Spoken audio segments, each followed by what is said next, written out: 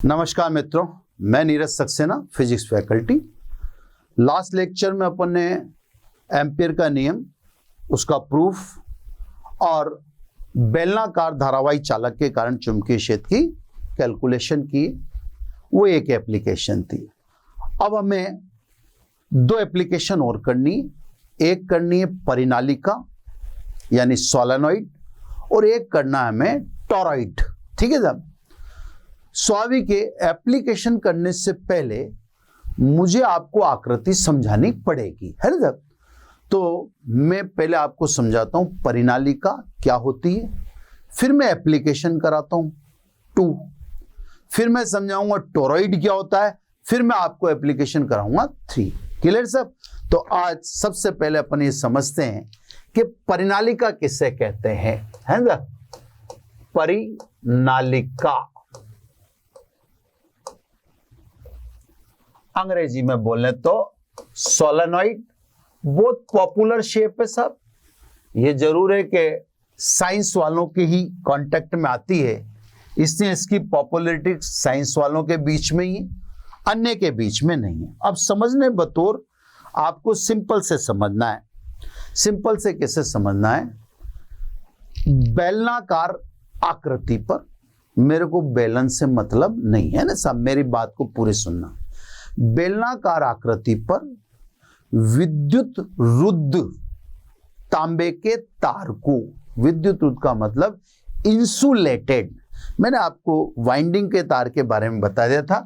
Winding के तार में कॉपर बीचों बीच होता है, उसके दोनों ओर बारीक सी या पतली सी लेयर चढ़ी होती है, तो कॉपर को ढक देती है ना।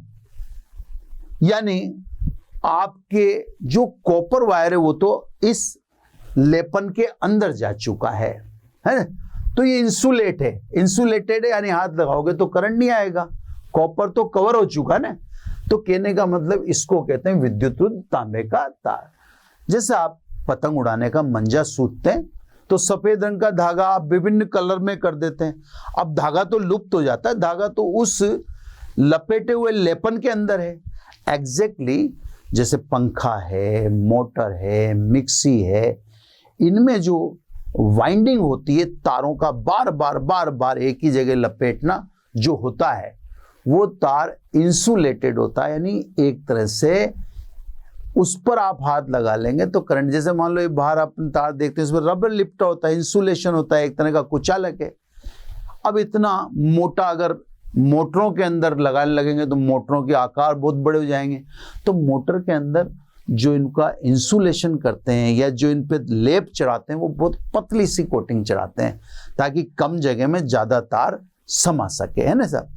तो मैं इस तार की कह रहा हूं जो विद्युत रुद्ध यानी इंसुलेटेड है और कॉपर का तार है। ठीक है साहब। तो वापिस मेरी बात को कंटिन्यू समझे। बेलनाकार आकृति पर विद्युत रुद्ध तांबे के तार को वृत्त के रूप में लपेट दें, सर्किल के रूप में लपेट दें, तो तांबे के तार, बेलन को मत देखो, मेरे को बेलन से मतलब है नहीं, तो तांबे के तार की जो स्प्रिंग नुमा आकृति होगी, स्प्रिंग जैसी, उस स्प्रिंग नुमा आकृति को परिनालिका कहते हैं। फर्क इतना सा है कि स्प्रिंग नुमा आकृति में छल्लों के बीच में गैप होता है, परिनालिका में ये छल्ले कंटिन्यू होते हैं। बस इतना सा अंतर है। जैसे आप स्प्रिंग को अज्यूम कर ही रहे होंगे, स्प्रिंग को आप भींच लें, यानी स्प्रिंग में तो छल्ले के बीच में गैप है। यहां पर ये समझ लें कि छल्लों के बीच में गैप नहीं है ना। स्प्रिंग को अपन ने दबा दिया, यानी छल्ले से छल्ले चिपका दिए, तो जो आपको दिखेगा उसे क्या कहेंगे? परिनालिका कहेंगे। ये बात तो अब क्लियर होगी। तो मैं साहब परिनालिका आपको जाहिर करने का प्रयास करता हूं। ये ध्यान रखिएगा कि परिनालिका 2, 3, 4 बार जब भी आएगी, मैं इसी चित्र का हवाला दूंगा, यही चित्र बनाऊंगा, भले बनाने के तरीके मेरे अलग अलग हों। ठीक है साहब। ये सब मैंने एक बेस बना दिया बेलनाकार, मेरे को याद आपको बता ही दिया, मेरे को इससे कोई लेना देना नहीं है। मेरे को तो इस पे लपेटे जाने वाले वायर से मतलब है, जो मैं आपके सामने लपेट के दिखा रहा हूं, और कैसे लपेट रहा हूं वो अभी मैं आपको समझाऊंगा। और फिर मैंने ये भी कह दिया कि मैं तो बार बार इसे ही बनाऊंगा। यहां से धारा एंटर कर रही है और यहां से धारा एग्जिट हो रही है। अब देखो धारा पीछे से यूं एंटर हो रही है, सामने से बाहर आ रही है, फिर नीचे से अंदर जा रही है, सामने से बाहर आ रही है। तो मैं आपको अच्छे से दिखाने का पूरा प्रयास करता हूं, है ना। ये सब धारा की दिशा है। अब धारा की दिशा के अनुसार चुंबकीय क्षेत्र देखो, चुंबकीय क्षेत्र, ये मुड़ी उंगलियां धारा की दिशा को दिखा रही हैं। दाएं हाथ के अंगूठे का नियम, मुड़ी उंगलियां धारा की दिशा को और अंगूठा अक्ष पर चुंबकीय क्षेत्र को दिखा रहा है। यह अंगूठा अक्ष पर चुंबकीय क्षेत्र को दिखा रहा है ना। अंगूठा अक्ष पर चुंबकीय क्षेत्र की दिशा को दिखा रहा है। मैं भी चेंज करता रहूंगा ना। अब देखो सब, इधर धारा देखना, इधर धारा जा रही है क्लॉकवाइज। अगर धारा का प्रवाह वृत्त में क्लॉकवाइज हो तो यहां पर कौन सा ध्रुव बनेगा? साउथ। ये मैंने आपको बता दिया। स्वाभाविक है, इधर से आपको क्लॉकवाइज दिख रही है तो उधर से क्या दिखेगी? इधर से जब आप देखेंगे तो ये आपको एंटी क्लॉकवाइज दिखेगी। तो इधर कौन सा ध्रुव बना? इधर ध्रुव बना एन। तो जब परिनालिका में धारा प्रवाहित करते हैं तो उसके सिरों पर चुंबकीय ध्रुव का निर्माण होता है। दिखा दे के चित्र यही रहेगा, धारा की दिशा यही रहेगी, चाहे मैं 10 बार बनाऊं। 12th में इसी चित्र को फॉलो करूंगा, मैं चित्र चेंज करूंगा ही नहीं। इससे आप इस चित्र में अगर कोई चीज समझ नहीं आ रही तो 10 बार पूछ लेना मेरे से, है ना। चुंबकीय क्षेत्र कहां पर? अक्ष की दिशा में एक समान, है ना। अब सब जैसे ही परिनालिका में आप धारा प्रवाहित करते हो, परिनालिका के अंदर अक्ष की दिशा में एक समान प्रबल चुंबकीय क्षेत्र उत्पन्न होता है। बाहर उत्पन्न चुंबकीय क्षेत्र अंदर की तुलना में नगण्य होता है। ये रही साहब परिनालिका का परिचय। शॉर्ट में मैं एक बार और बोल देता हूं। किसी बेलनाकार आकृति पर विद्युत रुद्ध तांबे के तार को वृत्त के रूप में लपेट दें तो तार से बनी स्प्रिंग जैसी आकृति को परिनालिका कहते हैं। बस परिनालिका में ध्यान रखना है कि स्प्रिंग की तुलना में फेरों की संख्या बहुत अधिक होती है। जैसे इस परिनालिका में धारा प्रवाहित करते हैं तो परिनालिका के अंदर अक्ष की दिशा में एक समान प्रबल चुंबकीय क्षेत्र उत्पन्न होता है, जबकि परिनालिका के बाहर उत्पन्न चुंबकीय क्षेत्र अंदर की तुलना में नगण्य होता है। क्लियर साहब? ये परिनालिका का परिचय हो गया। अब आ जाओ साहब अनुप्रयोग नंबर 2। ये साहब आपकी दूसरी एप्लीकेशन आ जाएगी, अनुप्रयोग 2, है ना। एप्लीकेशन नंबर 2 क्या है साहब? अनंत लंबाई की धारावाही परिनालिका की अक्ष पर चुंबकीय क्षेत्र, है ना साहब। तो एप्लीकेशन क्लियर है। अनंत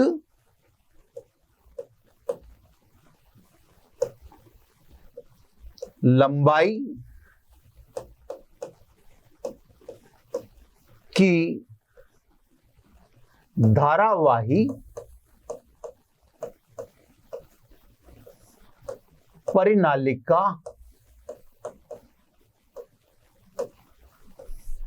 की अक्ष पर चुंबकीय क्षेत्र। ठीक है ना। इसको मैं तो टॉपिक को थोड़ा आइसोलेट कर दूं और मैं मेरी बात को भी बोलना चाहता हूं, मैं बोल दूं, है ना। ये टॉपिक आइसोलेट कर दिया। देखो, परिनालिका का परिचय हो गया खत्म, आप भी जान गए। आपको कहीं अब बताना नहीं है, मुझे आपको बताना था, क्योंकि मुझे तो आपको एप्लीकेशन समझाए, आपको आगे किससे समझाना है? आप तो पेपर देंगे, है ना, इंपॉर्टेंट टॉपिक है इसलिए बोल रहा हूं। तो आपने तो आगे पेपर देना है, इससे आपको किसी को नहीं समझाना। तो परिनालिका का ये चित्र आप दिमाग में रखिएगा। लेकिन अब मैं एप्लीकेशन पढ़ा रहा हूं, है ना। एप्लीकेशन में ये चित्र नहीं बनाना आपको, एप्लीकेशन में ये चित्र आपको नहीं बनाना है, ये तो बस आपको समझाने के लिए है ना। ये चित्र तो बस अपने व्यक्तिगत काम के लिए था, बच्चे को समझाने के लिए था, इसलिए अपन ने वो काम कर दिया। अब सब पहले अनंत लंबाई की ये किससे कहते हैं, है ना, एक एक बात को ध्यान से समझिए। यदि परिनालिका का व्यास उसकी लंबाई की तुलना में अल्प हो, जैसे मान लो लंबाई 2 मीटर हुई और व्यास 5 सेंटीमीटर हुआ, तो 5 सेंटीमीटर 200 सेंटीमीटर की तुलना में नगण्य है। तो यदि परिनालिका की लंबाई उसके व्यास की तुलना में बहुत अधिक हो, तो ऐसी परिनालिका को अनंत लंबाई की आदर्श परिनालिका कहते हैं। तो भाई साहब, ये परिनालिका अनंत लंबाई की नहीं है, इसकी लंबाई तो मापी जा सकती है। जैसे मैंने कहा 2 मीटर लंबी परिनालिका है, कितने, 2 मीटर लंबी है ना, उसका व्यास 5 सेंटीमीटर है, तो उसको क्या कहेंगे आप, अनंत लंबाई की आदर्श परिनालिका बोलेंगे। क्यों? क्योंकि व्यास लंबाई की तुलना में बहुत कम है, और ऐसा है तो ये इसको क्या कहता है, अनंत लंबाई की आदर्श परिनालिका कहता है, वही अपन बोलेंगे। क्लियर साहब? तो अनंत लंबाई की का मतलब अनंत लंबाई की परिनालिका नहीं। अब बात नंबर 2, क्योंकि आप परिनालिका की अक्ष पर चुंबकीय क्षेत्र की गणना करना चाहते हैं, तो स्वाभाविक है परिनालिका की अक्ष दिखाओ। तो अब ये जो आपको स्प्रिंग नुमा बेलन दिख रहा है, इसको मैं कटा हुआ दिखाऊंगा। यूं लंबा काटते हैं ना, जैसे अपन, जैसे मान लीजिए आपने अपने घर में ककड़ी काटी होगी, तो ककड़ी को एक तो गोल गोल गोल गोल गोल गोल, जो अपन रिसेप्शन वगैरह में खाना खाने जाते हैं वैसे नहीं काटनी, यूं लंबे के लंबी 2 टुकड़े कर दो, लंबे के लंबे, है ना, बीचों बीच में से यूं। अब मैं भी इस परिनालिका को अंदर से दिखा रहा हूं। जब मैं अंदर से दिखाऊंगा तो स्वाभाविक है मैं इसके बेलन को लंबाई की दिशा में काटूंगा। तो साहब देखो, मैं जो दिखा रहा हूं उसको ध्यान से देखना। ये अच्छा चित्र बनाता हूं मैं बड़ा सा, ये साहब लंबाई की दिशा में काटूंगा। अब देखना, ऊपर से धारा आ रही, मैंने कहा ना बार बार ये चित्र बनाओ, धारा ऊपर से आ रही है, इस चित्र को देखो, यही चित्र बनेगा, और नीचे से जा रही है, ऊपर से धारा आ रही है ना, जब धारा तल के लंबवत बाहर की तरफ, तो ऊपर से धारा आ रही तल के लंबवत बाहर की ओर।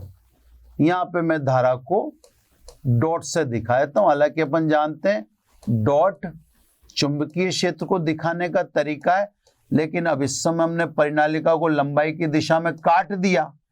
जब लंबाई की दिशा में परिनालिका काट दी, तो अब हमारे को उस चुंबकीय क्षेत्र वाले सिंबल का ही उपयोग करना पड़ रहा है। डॉट मतलब धारा तल के लंबवत बाहर की तरफ, यहां डॉट का मतलब चुंबकीय क्षेत्र नहीं है ना।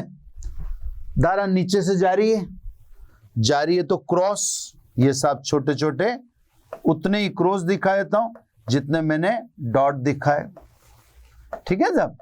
वैसा का वही चित्र वही बनेगा, चाहे मैं 5 बार बनाऊं, चाहे मैं 10 बार बनाऊं, चाहे 20 बार बनाऊं, चित्र में चेंज नहीं आएगा, चित्र वो का वही बनेगा, है ना।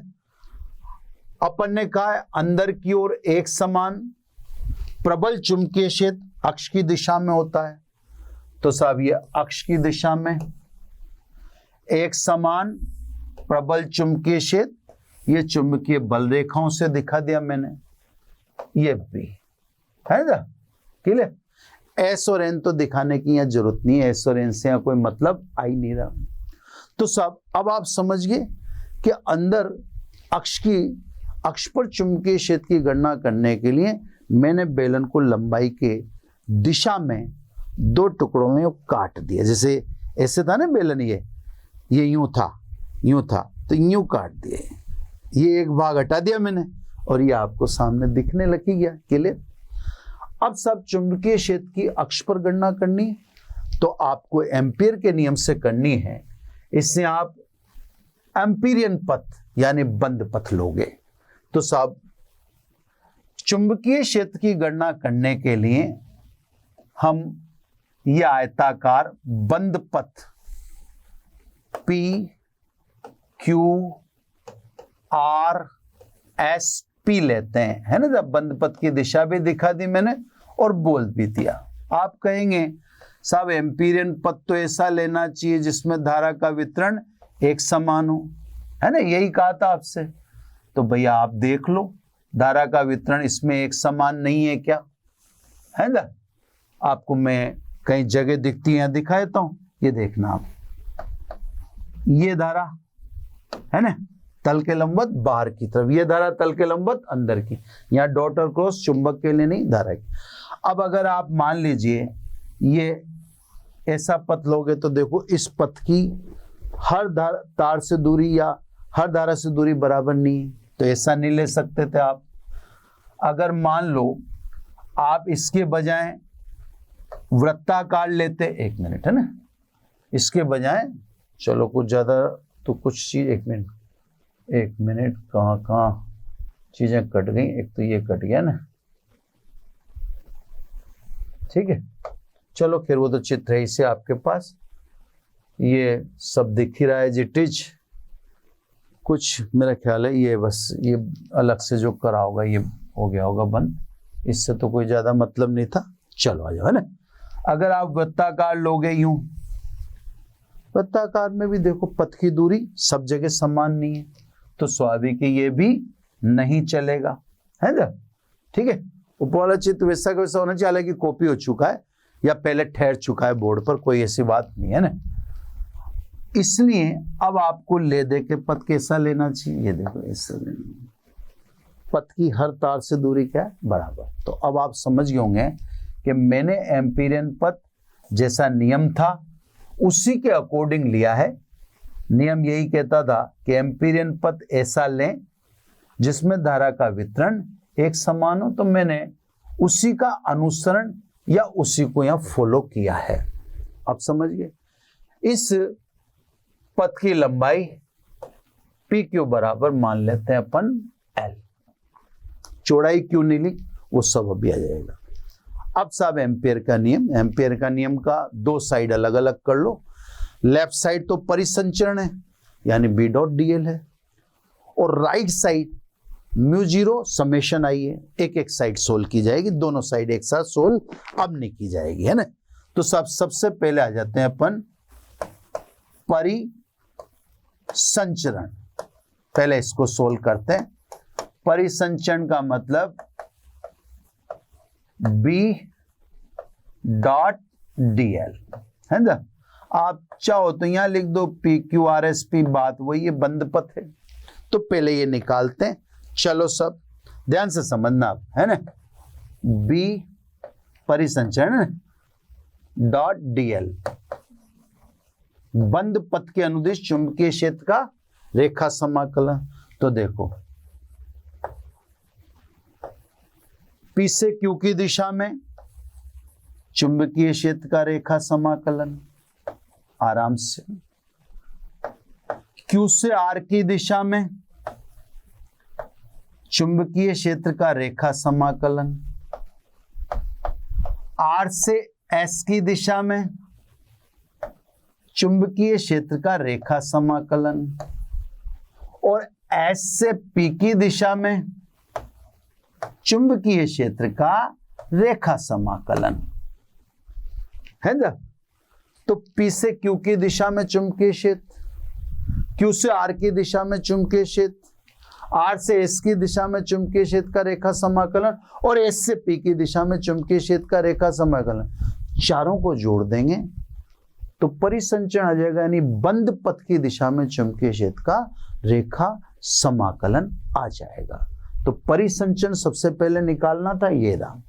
इसके मैंने 4 टुकड़े कर लिए। जैसे अगर आपको ध्यान हो, स्थिर विद्युत की में आप बेलन या बेलनाकार पृष्ठ लेते हैं तो आपको पता होगा कि बेलनाकार पृष्ठ कि आप 3 टुकड़े कर लेते हैं, 2 वृत्त और 1 बेलन, ऐसा करते हैं। एग्जैक्टली मैंने भी यहाँ पर आयताकार पथ था तो आयत को 4 भागों में तोड़ दिया। पी से क्यू की दिशा में चुंबकीय क्षेत्र, क्यू से आर, आर से एस से पी। अब एक एक की वैल्यू मेरे को रखनी है। इक्वेशन, इसको नाम देता हूं मैं 1। ठीक है ना, ये चित्र मेरा मिटना नहीं चाहिए, बिगड़ना नहीं चाहिए, ध्यान रखें आप। ये चित्र मेरे लिए बहुत महत्वपूर्ण है। ठीक है, अब एक एक मैं निकाल के दिखा देता हूं। मेरे को स्लाइड चेंज करनी पड़ेगी बार बार थोड़ा सा ना। अब सबसे पहले देखो, ये आपसे क्या कह रहा है, बी और डीएल के बीच कोण बताओ, बी और डीएल के बीच कोण बताओ, बी और डीएल के बीच कोण बताओ, बी और डीएल के बीच कोण बताओ, है ना। अब एक एक में देखते जाओ। सबसे पहले पथ पी क्यू के लिए, है ना, मैं एक एक में दिखाता जाता हूं आपको, बिल्कुल क्लियर है ना। पथ पी क्यू के लिए, है ना, एक एक की बात करें। पथ पी क्यू अक्ष पर है। आपको परिचय में पहले ही बता दिया था कि अक्ष पर चुंबकीय क्षेत्र एक समान होता है। ठीक है, दूसरा आप देख रहे हो, अगर कोई अल्पांश में इस पथ पे लूंगा, ये ले लिया, किसकी दिशा में होगा ये? चुंबकीय क्षेत्र की दिशा में, है ना। वह बी पैरेलल डीएल, यानी यहां थीटा बराबर 0 डिग्री आएगा। तो पी से क्यू की तो बात पूरी कर ली अपन ने। पी से क्यू में आपने देख लिया बी नियत है क्योंकि पी से क्यू अक्ष पर है, और बी तथा डीएल पैरेलल है, यानी थीटा बराबर 0 डिग्री है। अब आ जाओ सब, इन दो की एक साथ बात कर लेता हूं, क्यू आर की और एस पी की। इन दो की एक साथ बात कर ले पहले, है ना, फिर बताता हूं। पथ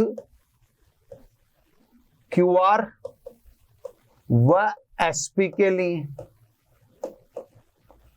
अगर आप इन दोनों पथों को देख रहे हैं तो ये चुंबकीय क्षेत्र से 90 डिग्री पर है, यानी थीटा इज इक्वल टू कितना आ गया? 90 डिग्री। देख लीजिए आप हाथ के हाथ, ये देखो चुंबकीय क्षेत्र इस दिशा में दिखा रखा आपको। अब ये दोनों 90 डिग्री, ये है ना, इन दोनों। अब कौन सा रह गया? R S. आर एस परिनालिका के बाहर है और बाहर की तरफ चुंबकीय क्षेत्र क्या होता है? 0, है ना, मैंने बता ही रखा है। तो अब बात करता हूं मैं आर एस की। पथ आर एस के लिए, है ना, पथ आर एस के लिए बी अप्रोक्सीमेटली इक्वल टू 0। अब सभी मान 1 में रख दो सब और परिसंचरण बता दो। बी डॉट डीएल, सबसे पहले आ जाओ पी से क्यू। पी से क्यू में क्या है सब? बी नियत है, तो मैंने बी बाहर निकाल लिया। पी से क्यू, अंदर रह गया डीएल, कोस 0 बराबर 1। देख लो आप, बी बाहर आ गया पी से क्यू में, डीएल रह गया, इसमें थीटा बराबर 0 तो कोस 0 बराबर 1, कोस 0 बराबर 1, तो कोस गायब दिख रहा है।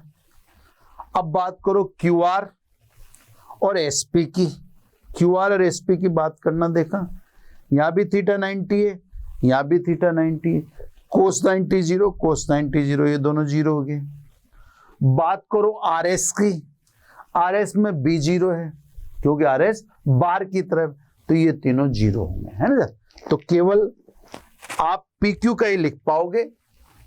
पी क्यू में देखो आप, मैंने बी बाहर लिख दिया, पी से क्यू डीएल, बाकी एस पी परपेंडिकुलर है, sorry P Q R perpendicular है। आर एस में चुंबकीय क्षेत्र लगभग 0 है और एस पी परपेंडिकुलर है। एस पी परपेंडिकुलर, देखो थीटा 90 तो कोस 90 0, और ये देखो आर एस में आपको दिख ही रहा है, आर एस में बी अप्रोक्सीमेटली इक्वल टू 0, है ना साहब। तो कौन कौन 0 हो गए वो आपको सामने दिखाई दिए मैंने, क्लियर। यानी परिसंचरण को अब एक तरफ निकाल पटको, परिसंचरण B dot DL B, P से क्यू की लंबाई कितनी है, पी से क्यू की लंबाई को देखो मैंने दिखा रखा है, मैं वापस दिखा देता हूं। ये पी से क्यू की लंबाई कितनी है, एल है, मैंने पहले ही ले रखी थी ना, तो पी से क्यू की लंबाई को मैंने एल लिख दिया। ये साहब इक्वेशन 2। अभी साहब एम्पियर के नियम का फर्स्ट पार्ट हुआ है, यानी लेफ्ट साइड या राइट से जैसे आपको दिख रही हो एक साइड हुई है। अभी म्यू जीरो आई वाली साइड बाकी है, अभी एक साइड ही की है अपन ने, है ना। अब आ जाओ सब दूसरी साइड के लिए। दूसरी साइड के लिए बंद पथ से गुजरने वाली कुल धारा समेशन आई चाहिए, है ना। अब ध्यान से समझना सब, हर चीज ध्यान से समझने योग्य है। आ जाइए सब, यदि एल लंबाई की परिनालिका में कुल फेरे कैपिटल एन है, परिनालिका की कुल लंबाई कितनी मान ली मैंने, एल। इस एल लंबाई पर कुल फेरे कितने, एन, है ना साहब। इसलिए इकाई लंबाई में फेरे, इसको स्मॉल एन से दिखा दूं। एल लंबाई पर एन फेरे हैं तो इकाई लंबाई पर फेरे कितने होंगे, एन अपॉन एल। ये सब परिनालिका की इकाई लंबाई में फेरों की संख्या है ना। एल लंबाई पर कुल फेरे एन है, नंबर ऑफ टर्न। इकाई लंबाई पर फेरों की संख्या आपके सामने आएगी। अब ध्यान से देखना, आपको बंद पथ में धारा चाहिए, तो आप ये देखो बंद पथ की लंबाई कितनी ली आपने, एल। इकाई लंबाई में फेरे स्मॉल एन, तो एल लंबाई में कुल फेरे कितने हुए, एन एल। ये तो फेरों की संख्या हुई, है ना। पहले एक एक चीज लिखता रहता हूं, कंफ्यूज होगी नहीं तो आप, है ना। तो सब अतः एल लंबाई में कुल फेरे, एल लंबाई अपनी वाली है ना, अपने बंद पथ की है ना, ये बंद पथ की बात, कितने होंगे साहब, एन एल। यहां तक तो आप समझ गए, है ना। अब मैं दूसरे तरीके से समझाऊंगा, कोई ना कोई आसान है। अभी जैसे मान लो फेरों की संख्या को ऐसे मान लो 50 है, अब धारा आई है तो कुल कितनी, 50 आई, क्योंकि 50 बार वो धारा बंद पथ से गुजर गई। एम्पियर के नियम में यही ध्यान रखना, एक ही तार जैसे इस बंद पथ से 5 बार गुजार दिया तो एम्पियर उसको 5 आई बोलेंगे। तार तो एक ही है, आप भी जानते हैं, मैं भी जानता हूं कि धारा आई है, लेकिन वह इस बंद पथ से कितनी बार गुजर चुका, 5 बार। जैसे दोबारा समझ लें, एक तार है, ये बंद पथ है सब, कैसे ही बना लो आप, यूं बना लो। अब एक ही तार है, धारा भी आई है, पर वो तार इसमें से 25 बार गुजर गया, बार बार बार बार आप लपेटते जा रहे हो, तो तार इसमें से कितनी बार गुजर गया, 25 बार। तार 25 बार गुजर गया तो एम्पियर उसे 25 आई बोलेंगे, है ना। तो एम्पियर कहते हैं मुझे बंद पथ द्वारा घेरे गए क्षेत्रफल से गुजरने वाली कुल धारा चाहिए। मुझे इससे मतलब नहीं है कि वो तार 1 था या तार 50 थे, एक ही तार 50 बार गुजर गया तो एम्पियर के लिए धारा 50 आई होगी। समझ में आएगी बात, है ना। तो इसीलिए मैंने कहा कि इस एल लंबाई में फेरे कितने, एल लंबाई में फेरों की संख्या अपन ने बता दी, एन एल। एल यहाँ छोटा वाला एल की बात कर रहा हूं मैं, है ना, इतने तो फेरे हो गए। अब सब यदि तार में धारा स्मॉल आई लिख ले, स्मॉल आई हो तो समेशन आई यानी बंद पथ से गुजरने वाली कुल धारा। तो एनएल ये तो फेरों की संख्या, जैसे मैंने भी आपको 50 समझाई थी, 50 है तो 50 आई, 100 है तो 100 आई, एनएल है तो एनएल आई। ठीक है, तो बंद पथ से गुजरने वाली धारा ये रही। क्लियर सब? ये आ गया परिसंचरण और ये आ गई बंद पथ से गुजरने वाली धारा। आप कैपिटल आई लिखना चाहे तो कैपिटल आई लिख लें, मुझे उससे कोई मतलब नहीं। अब आप लगा दें एम्पियर का नियम, है ना? तो सब एम्पियर के नियम से, ठीक है ना, एम्पियर के नियम से, तो परिसंचरण B dot D L is equal to mu zero summation I. B dot D L का मान तो आप समीकरण 2 से रख देंगे, ये रहा आपके सामने, और समेशन आई का मान आप समीकरण 3 से पुट कर दें, तो 2 व 3 से, 2 व 3 से, है ना? ये तो रख दिया आपने बी एल और म्यू जीरो समेशन आई की जगह आप लिख दें एन एल स्मॉल आई। ये एल से एल कट गया, यानी परिनालिका की अक्ष पर चुंबकीय क्षेत्र म्यू जीरो एन आई होता है। ये आपको याद रखना है, सब फॉर्मूले बने, ये परिनालिका के कारण चुंबकीय क्षेत्र है ना। अब आप चाहो कि सब इकाई लंबाई में फेरे स्मॉल एन क्या है, तो इकाई लंबाई में फेरे स्मॉल एन बराबर एन अपॉन एल, तो आप चाहो तो इससे लिख सकते हो बी बराबर म्यू जीरो, ये लिख दिया सब आपने N upon L into small I. मेरे को उससे भी कोई एतराज नहीं है, याद तो दोनों ही रखने पड़ेंगे, है ना, क्योंकि म्यू जीरो एन आई कहने के बावजूद भी आपको ये तो पता होना ही चाहिए कि स्मॉल एन क्या है। स्मॉल एन इकाई लंबाई में फेरों की संख्या है, इकाई लंबाई में फेरों की संख्या कैपिटल एन अपॉन एल, तो आपको याद रखना ही पड़ेगा। तो आप चाहें तो शॉर्ट में लिखना चाहें तो म्यू जीरो एन आई, ये परिनालिका की अक्ष पर चुंबकीय क्षेत्र, और ये आप देखें तो स्मॉल एन की जगह एन अपॉन एल। इसमें सब परिनालिका क्या करेगी, तो जैसे अपन ने स्थिर विद्युत में पढ़ा था समांतर प्लेट संधारित्र, समांतर प्लेट संधारित्र के अंदर विद्युत क्षेत्र एक समान होता था। ध्यान से समझ, तुलना करवा रहे हैं, समांतर प्लेट संधारित्र के अंदर एक समान विद्युत क्षेत्र होता है। एग्जैक्टली परिनालिका के अंदर भी एक समान चुंबकीय क्षेत्र होता है ना। जैसे मैंने बताया ना कंपेयर करके कि वहां अगर स्थिर विद्युत में देखें तो स्थिर विद्युत में अपन ने देखा कि समांतर प्लेट संधारित्र के अंदर एक समान विद्युत क्षेत्र होता है। एग्जैक्टली उसी चीज, उसी का तुल्यता दिखाई जा रही है। एग्जैक्टली परिनालिका के अंदर एक समान चुंबकीय क्षेत्र होता है। दूसरी बात, अगर आप गौर करें तो परिनालिका की अक्ष पर चुंबकीय क्षेत्र परिनालिका के काट क्षेत्रफल पर निर्भर नहीं करता है। उसका एरिया ऑफ क्रॉस सेक्शन यानी व्यास कितना है उससे कोई लेना देना इस सूत्र को नहीं है।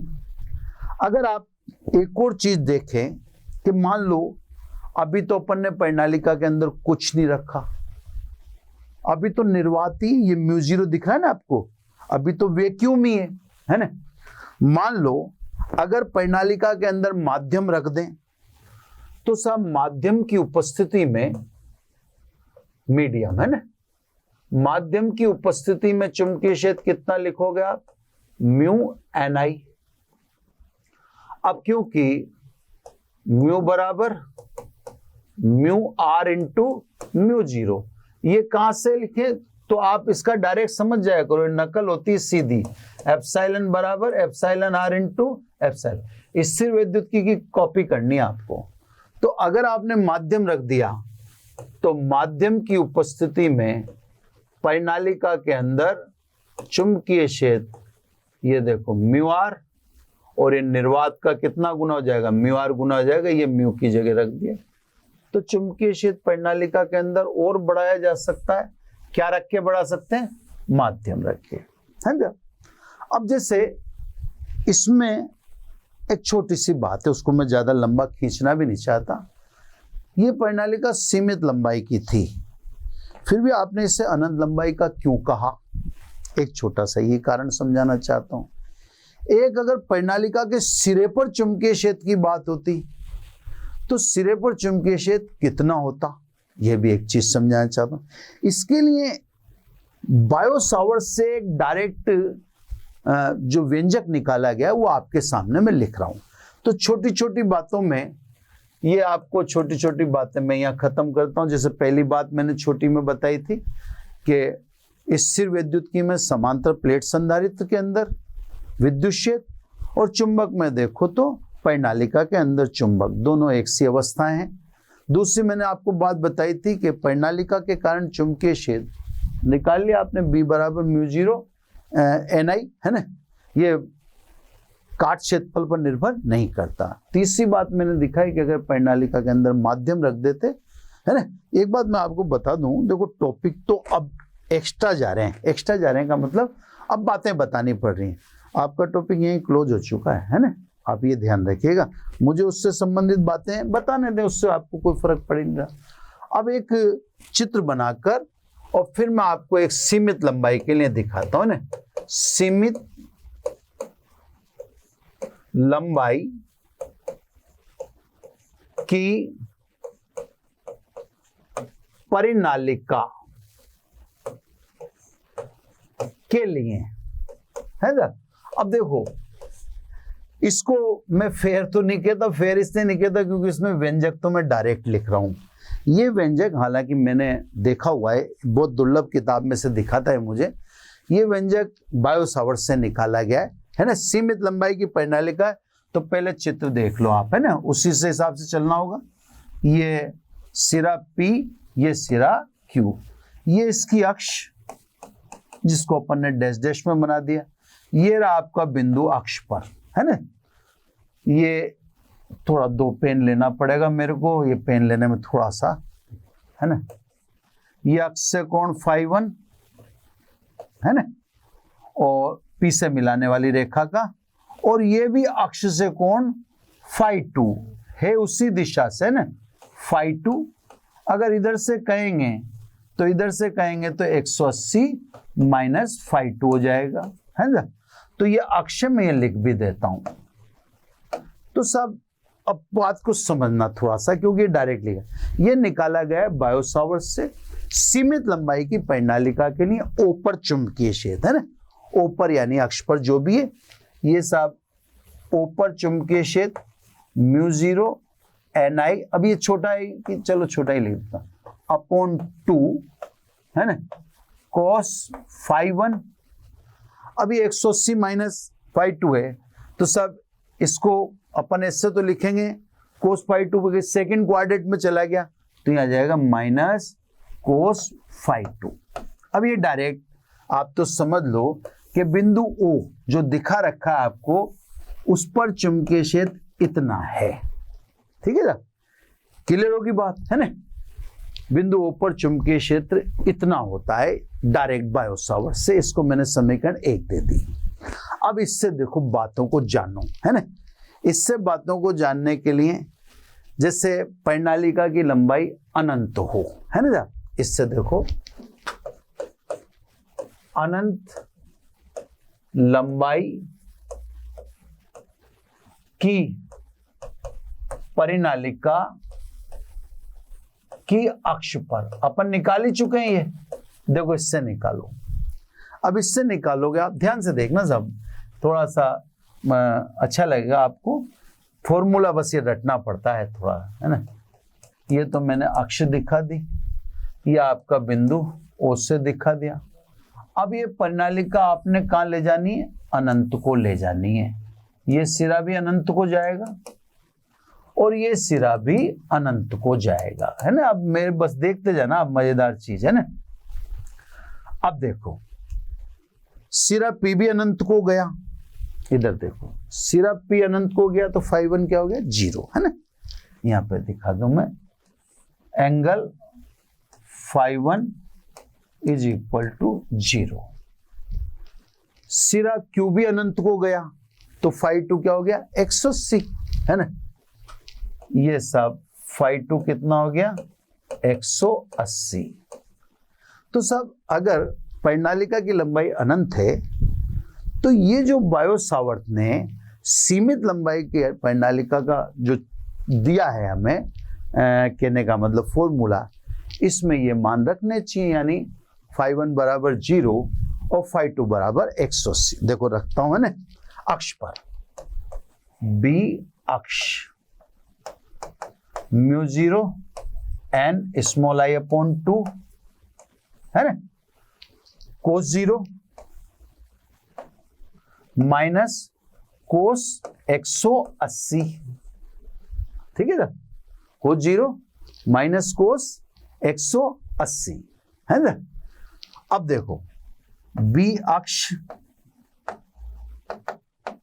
म्यू 0 एन आई अपॉन 2, कोस 0 कितना 1, कोस 180 मतलब -1, क्योंकि साइन 90 प्लस 90, है ना। अब साइन 90 प्लस 90, सॉरी कोस 90 प्लस 90, है ना, तो कोस 90 प्लस 90, तो कोस 90 प्लस 90 यानी माइनस साइन 90 हो गया, है ना। तो स्वाभाविक ही -1 माइनस माइनस क्या हो गया, +1, है ना। 2 से 2 कट गया, तो देखो अक्ष पर चुंबकीय क्षेत्र कितना आया, परिनालिका की अक्ष पर चुंबकीय क्षेत्र वही आया जो आपने निकाला। तो सब बायो सावर्त ने ये फॉर्मूला दिया था सीमित लंबाई के लिए, ये बायो सावर्त से कैलकुलेट किया हुआ है, XYZ बुक में मिलेगा। ये एक बुक का नाम था XYZ, CBSE की थी, उसमें देखा था मैंने ना। तो बायो सावर्त ने सीमित लंबाई की परिनालिका के लिए चुंबकीय क्षेत्र निकाला, क्लियर। उसी का यूज करके हमने अनंत लंबाई के लिए निकाला, तो यही निकला जो हम निकाल चुके हैं, ये है ना, वही निकला वो का वही। तो इसका मतलब ये तो नहीं है कि बायो सावर्त में जो अनंत से रिजल्ट निकलता है वो यहाँ आया, तो इसने सीमित लंबाई की परिनालिका को क्या कहा गया, अनंत लंबाई की, है ना। चलो कोई बात नहीं, अब आगे चलते हैं अपन। तो अगर अनंत लंबाई की परिनालिका के एक सिरे की बात करें, मुझे सब यहाँ टॉपिक तो लिख देता हूं, अनंत लंबाई की परिनालिका के एक सिरे पर, अब देखें, यहां देखें, ये अपन एम्पियर से नहीं निकाल पा रहे थे, तो देखें यहां निकालते हैं ना। चलो सब इंटरेस्टिंग चीजें, थोड़ा सा मजा ले सकते हैं अपन, है ना। अब एक सिरे पर, ये अक्ष को तो अपन दिखा देते हैं डॉट डॉट से, ये आपका एक सिरा तो पकड़ना पड़ेगा, अब दूसरा सिरा अनंत को गया, ये एक सिरा तो पकड़ना पड़ेगा, ये तो पकड़ना पड़ेगा, तो इसको तो मैंने P लिख दिया। अब आपका बिंदु यहां पर है, ये रहा O, समझ में आ गई बात। तो अनंत लंबाई की परिनालिका के एक सिरे पर, तो देखो मैंने एक सिरा अपने काबू में कर रखा है। अब Q कहां गया, Q गया अनंत की तरफ, है ना, Q इसने नहीं दिखा रखा, तो सब P को मिलाओ बिंदुओं से, है ना। अब देखो सब फाई 1 तो आपको साफ दिख ही गया होगा, phi 1 is equal to 90 degree, ये तो साफ दिख रहा है। Q तो गया कहां पर, अनंत को, तो फाई 2 बराबर तो 180 रहेगा, है ना। देखो ना, जैसे इसमें भी फाई 2 180 था, क्योंकि Q अनंत को गया, P Q में से सिरा Q अनंत को चला गया था। अब एक सिरा है तो P तो अपने अंडर में है ना, इस वाले में P तो अपने अंडर में है, Q गया अनंत को, तो सब एक से एक सिरे पर देखें, सिरे लिख देता हूं यहां पे, है ना, mu 0 NI upon 2 sine phi 1, sorry question है, अरे यार मैं भी कंफ्यूज हो गया। एक बार मेरे को पीछे जाके देखना ही पड़ेगा कि साइन तो कहीं कोस तो नहीं दिया। हाँ कोस कोस कोस, ठीक है। खुद भी पढ़ाते पढ़ाते आप कंफ्यूज हो जाते हैं अनेक बार। तो सब कोस 90 माइनस कोस 180, ठीक है। कोस 90 जीरो हो गया, कोस 180 -1 माइनस माइनस प्लस। तो अगर अनंत लंबाई की परिनालिका का एक सिरा लें तो म्यू जीरो ni, ये तो जीरो, ये -1 माइनस माइनस +1।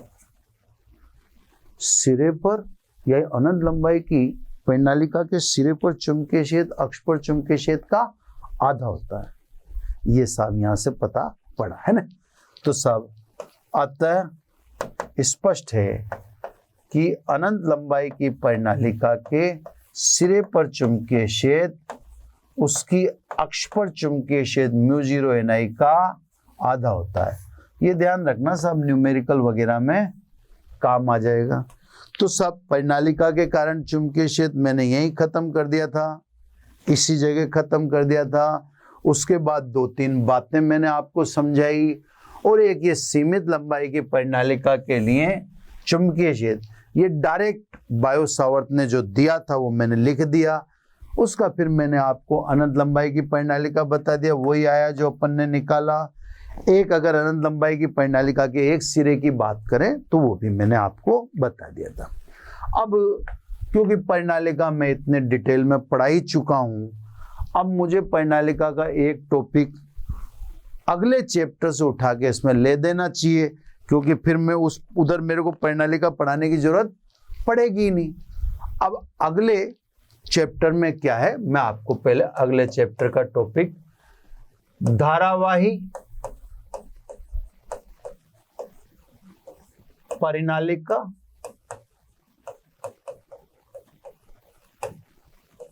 व दंड चुंबक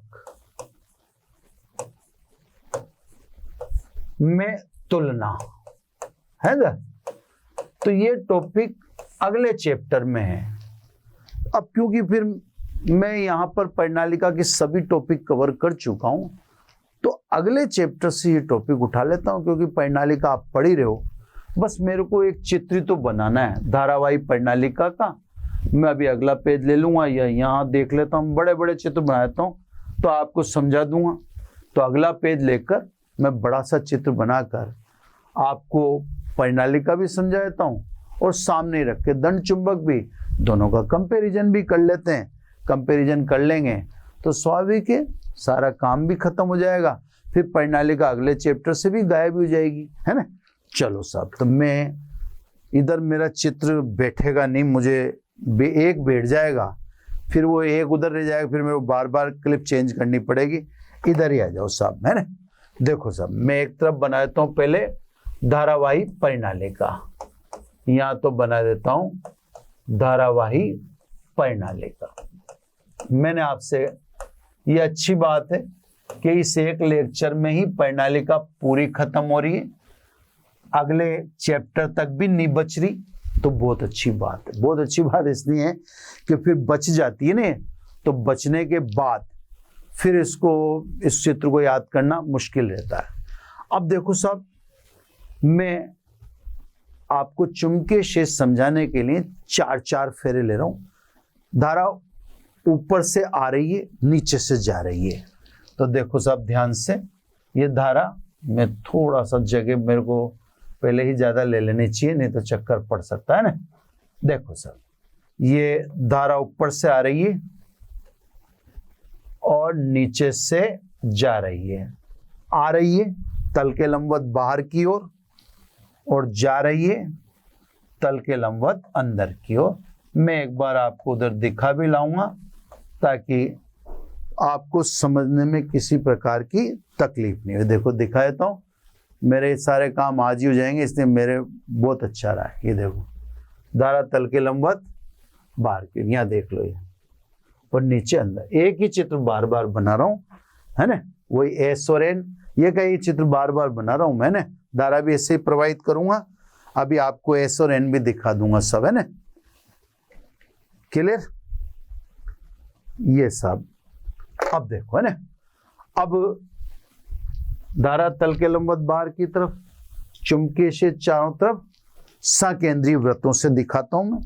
तो चुंबकीय क्षेत्र चारों तरफ सकेंद्रीय वृत्तों से दो दो वृत्त बना देता हूं ताकि आपको चित्र समझ। अभी चुंबकीय क्षेत्र की दिशा नहीं दिखाई है ना, ये सब इधर भी बना देता हूं, दो दो वृत्त बना के, और फिर अभी दिशा एक साथ आपके सामने दिखा दूंगा, है ना। अब 4 फेरे दिखाए, अभी आपको सब चीजें समझा रहा हूं। ये चुंबकीय धारा तल के लंबवत बाहर की ओर, तो चुंबकीय क्षेत्र मुड़ी हुई उंगलियों, ध्यान से देख रहे हैं आप, चुंबकीय क्षेत्र मुड़ी हुई उंगलियों से, ये देखो, अभी मैं देख लो, धारा तल के लंबवत बाहर, चुंबकीय क्षेत्र मुड़ी उंगलियों से दिखा दिया, है ना, ये दिखा दिया, ये दिखा दिया, है ना, ये दिखा दिया, क्लियर, ऊपर तो ये। अब नीचे आओ, नीचे धारा अंदर की तरफ है। अब देखो चुंबकीय क्षेत्र मुड़ी हुई उंगलियों से, दिखा दे, ये चुंबकीय क्षेत्र मुड़ी हुई उंगलियों से, एक बार दिखा दूं फिर मैं आपको वापस हाथ का इशारा से, देखो ये मुड़ी उंगलियों से, ये चुंबकीय क्षेत्र है ना, स्वाभाविक है, चारों में एक ही सिचुएशन है, ये चारों में एक ही सिचुएशन है ना।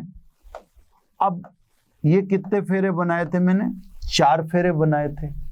भाई फेरे तो बहुत सारे होते हैं, फिर 4 ही क्यों बनाए, तो 4 इसलिए बनाए कि मुझे चुंबकीय क्षेत्र आपको दिखा। अब ये फेरे तो बहुत सारे हैं और पास पास हैं, बहुत सारे हैं और पास पास से, तो इनको कॉमन कर दूं, ये देखो, देखना आप, है ना, ये कॉमन कर दिया मैंने,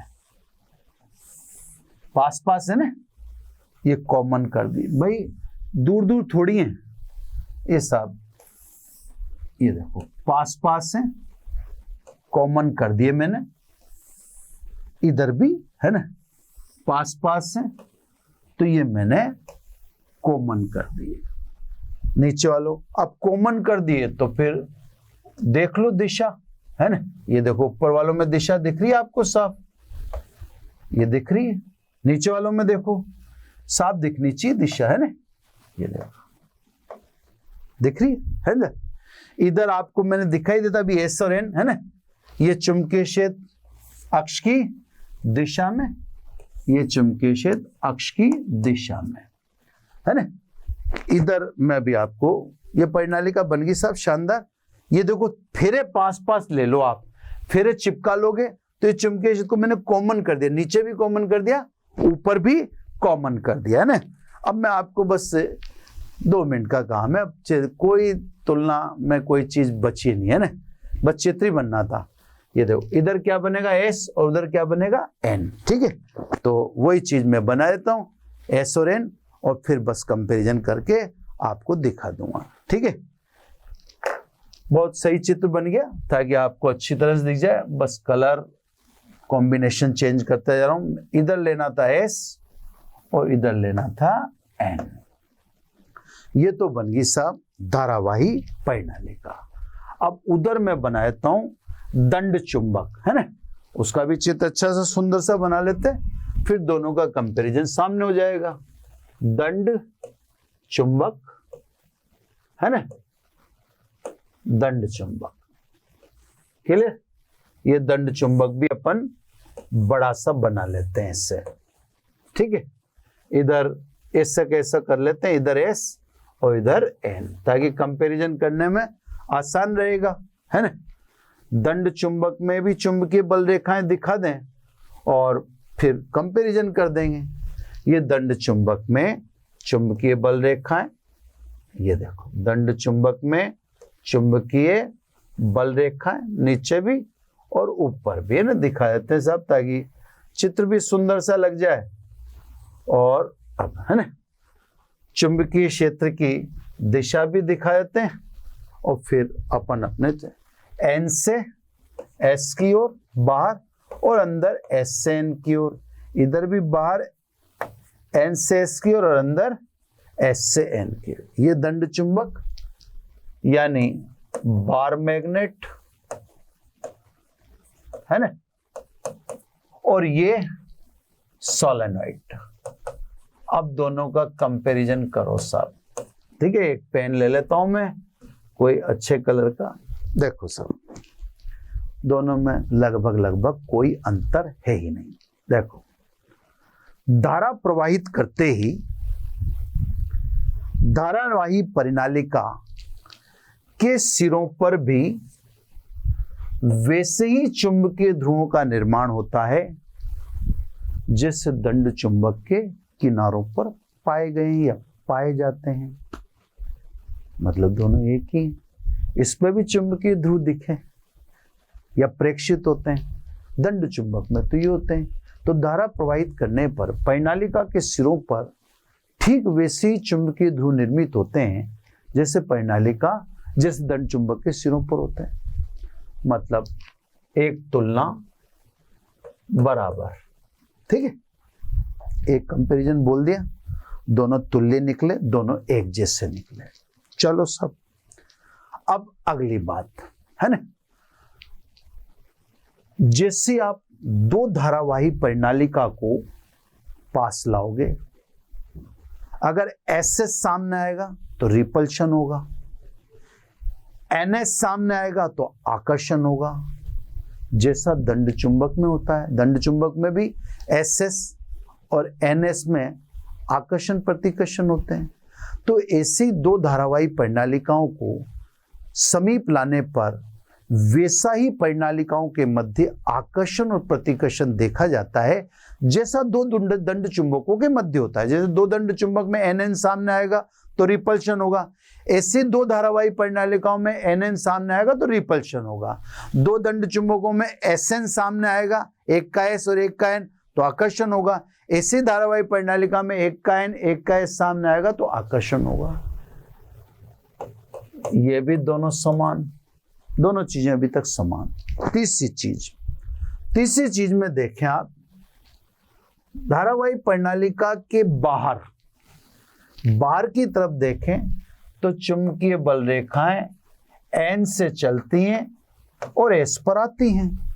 नीचे भी देख लो, N से चलती हैं और S पर आती हैं। इधर भी देख लें आप कि इसमें भी बार N से चलती हैं और S पर आती हैं। दंड चुंबक में अंदर की तरफ बल रेखाएं S से N की ओर होती हैं, तो धारावाही परिनालिका में भी अंदर की ओर चुंबकीय बल रेखाएं कहां से कहां हैं? S से N की ओर। ये भी दोनों में समानता है, दोनों में कोई अंतर नजर नहीं आ रहा। तो देखा जाए तो धारावाही परिनालिका और दंड चुंबक में कोई अंतर है ही नहीं। दोनों में चुंबकीय ध्रुवों का निर्माण हो रहा है। जैसे अभी जैसे चौथी ओर बताऊं, चौथी समानता, एक धारावाही परिनालिका को आप स्वतंत्रता पूर्वक लटका दो। स्वतंत्रता पूर्वक लटकाते ही धारावाही परिनालिका उत्तर दक्षिण दिशा में ही झांकती है। एक दंड चुंबक को भी स्वतंत्रता पूर्वक लटकाओगे तो वो भी उत्तर दक्षिण दिशा में संरेखित होता है, वैसे ही धारावाही परिनालिका संरेखित हो जाती है। तो साहब हर तरह से दोनों सेम हैं। हाँ, अब छोटा सा अंतर, वो भी जानबूझकर अपन बताना ही चाहें तो मैं आपको छोटे से दो अंतर बता देता हूं। दो अंतर में एक तो अंतर ये है कि धारावाही परिनालिका में चुंबकीय बल रेखाएं परस्पर समांतर व अक्ष की दिशा में होती हैं। देखो आप अंदर देख रहे हो, चुंबकीय बल रेखाएं परस्पर समांतर हैं और अक्ष की दिशा में, जबकि दंड चुंबक में अंदर की तरफ बल रेखाएं वक्राकार होती हैं। यह कोई अंतर माना नहीं रखता, इस अंतर का कोई महत्व नहीं है ना। इसमें अंदर देखें तो चुंबकीय बल रेखाएं समांतर अक्ष की दिशा में वो परस्पर समांतर होती हैं, इसमें चुंबकीय बल रेखाएं वक्राकार होती हैं। इस डिफरेंस को कोई खास तवज्जो देने की जरूरत नहीं है, ये कोई डिफरेंस माना नहीं। दूसरा डिफरेंस क्या है, उसको भी तवज्जो देने की जरूरत नहीं है। दूसरा डिफरेंस ये है कि धारावाही परिनालिका के अंदर एक समान चुंबकीय क्षेत्र उत्पन्न होता है अंदर, जबकि दंड चुंबक पे अंदर तो घुसोगे नहीं आप। दंड चुंबक में अक्ष की दिशा में भिन्न भिन्न बिंदुओं पर चुंबकीय क्षेत्र का मान भिन्न भिन्न होता है। और तो ये अंतर ठीक है, उसमें अंदर की तरफ चुंबकीय क्षेत्र एक समान होता है, जबकि दंड चुंबक में अक्ष की दिशा में भिन्न भिन्न बिंदुओं पर चुंबकीय क्षेत्र का मान भिन्न भिन्न होता है। ये अंतर भी इतना कोई खास महत्वपूर्ण नहीं है ना। तो अंतर जो मैंने आपको दो बताए, एक तो बल रेखाओं का वक्राकार समांतर, एक मैंने बताया कि इसके अंदर एक समान चुंबकीय क्षेत्र अक्ष की दिशा में होता है, जबकि दंड चुंबक में अक्ष की दिशा में भिन्न भिन्न बिंदुओं पर चुंबकीय क्षेत्र के मान भिन्न भिन्न होते हैं। ये कोई अंतर इतना महत्वपूर्ण नहीं है। तो सब हम यूं मानते हैं कि धारावाही परिनालिका और दंड चुंबक दोनों एक ही हैं। तो बच्चों, ये एप्लीकेशन नंबर 2 टोटल क्लोज हो चुकी है ना। यानी परिनालिका से संबंधित वह बातें भी अपन ने ले ली जो अगले चैप्टर में आती है ना। और चित्र मैंने हर तरह से बना दिए, 2-3 चित्र। अब एक एप्लीकेशन और बची है, फिर नए टॉपिक आएंगे। यानी टोरॉइड हो जाए, टोरॉइड छोटा सा टॉपिक है। परिनालिका का थोड़ा ध्यान रखना। परिनालिका में जो ये वाला पोर्शन था मैं आपको बता दूं, वो इम्पोर्टेंट है। ये जो मैंने बताया आपको, ये तो और तो कोई इतना महत्व नहीं रखते। ये वाला परिनालिका के कारण परिनालिका के अक्ष पर चुंबकीय क्षेत्र वाला ये टॉपिक इम्पोर्टेंट टॉपिक है। आप इसको थोड़ा सा ध्यान से देख लेना, जो बच्चे एकेडमिक के हैं। बाकी चीज़ें तो जस्ट जानकारी के लिए हैं, तो वो तो चीज़ें इतनी कोई महत्व नहीं रखती हैं। तो ठीक है, परिनालिका की एक लंबा ठहराव, एक लेक्चर का ठहराव हो गया। एक लेक्चर का ठहराव होना बहुत अच्छी बात है, और चित्र बहुत अच्छे और स्पष्ट बन गए, ये भी एक अच्छी बात है ना। अब साहब नेक्स्ट एप्लीकेशन नेक्स्ट लेक्चर में। बस आज इतना ही। धन्यवाद। Thank you very much. आशा करता हूं हमारे टॉप एजुकेटर का यह लेक्चर आपको पसंद आया होगा। अगर पसंद आया है तो वीडियो को लाइक करिए, चैनल को सब्सक्राइब करिए और शेयर भी करिए, क्योंकि ज्ञान बांटने से बढ़ता है और सही बताऊं तो पुण्य भी मिलता है। मुझे सुनने के लिए बहुत बहुत धन्यवाद। Thank you.